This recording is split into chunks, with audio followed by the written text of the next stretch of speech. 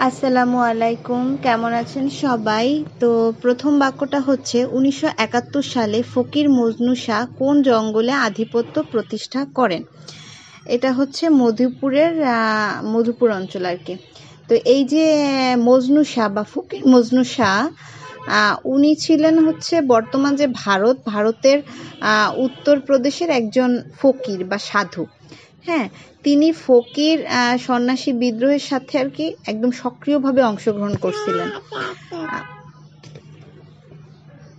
তো তারপরে হচ্ছে দক্ষিণ আফ্রিকা কত তারিখে ইন্টারন্যাশনাল কোর্ট অফ জাস্টিস এ গাজা উপত্যকায় গণহত্যা চালানোর অভিযোগ ইসরায়েলের বিরুদ্ধে দরখাস্ত দায়ের করেন? এটা হচ্ছে 29 ডিসেম্বর 2023।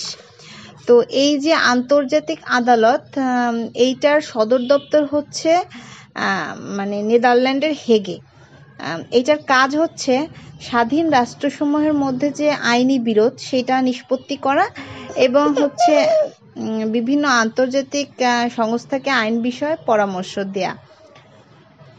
তো এই ইন্টারন্যাশনাল কোর্ট অফ জাস্টিসে এই যে আমরা যে জানি যে গাজায় যে গণহত্যা হচ্ছে সেইটার অভিযোগ করে ইসরায়েলের বিরুদ্ধে দক্ষিণ আফ্রিকা হচ্ছে একটা দরখাস্ত দায়ের করে, আর সেটা হচ্ছে 29 ডিসেম্বর 2023। তো তারপরে হচ্ছে যে 1971 সালে মুক্তিযুদ্ধের সময় জাতিসংঘে বাংলাদেশের পক্ষে ভেটো প্রদান করে কে? বাংলাদেশের পক্ষে ভেটো প্রদান করে হচ্ছে সোভিয়েত ইউনিয়ন। তো এই যে 71 সালে যে স্বাধীনতার জন্য মানে লড়াই হয়েছিল, সে সময় পৃথিবীর অনেক বৃহত্তম দেশ বাংলাদেশের পক্ষে এবং বিপক্ষে মানে অবস্থান নিয়েছিল। তো তার মধ্যে ভারত এবং সোভিয়েত ইউনিয়ন মানে এরা হচ্ছে বাংলাদেশের মানে পক্ষে করছিল, মানে ভেটো প্রদান করছিল বাংলাদেশের হয়ে আর কি। তারপরে হচ্ছে যে বাংলাদেশের ভার্চুয়াল আদালতের কার্যক্রম শুরু হয় কবে? তো ভার্চুয়াল শব্দটার অর্থ হচ্ছে অপ্রকৃত বাস্তবতা, মানে অবাস্তব একটা জিনিস। হ্যাঁ, মানে এর বাস্তবতা শুধু মানুষের দ্বারা অনুভব করা যায়, কিন্তু প্রকৃতপক্ষে এটা বাস্তব না, এটাই হচ্ছে ভার্চুয়াল। হ্যাঁ, তো এই ভার্চুয়াল আদালতটা হচ্ছে এরকম যে সশরীরে উপস্থিত না থেকে বিভিন্ন জায়গা থেকে ভিডিও কনফারেন্সের মাধ্যমে বিচার পরিচালনা করা হবে আর কি। তো এইটা করোনা যে চলাকালীন সময়ে বাংলাদেশে চালু হয়েছিল। অন্যান্য দেশে আরো আগে থেকে এটা চালু হয়েছে, কিন্তু বাংলাদেশে এই করোনাকালীন সময়ে এটা চালু হয়েছিল 11 মে 2020 সালে। তো এরপরটা হচ্ছে যে আগরতলা ষড়যন্ত্র মামলার আসামি কতজন? আসামি হচ্ছে 35 জন।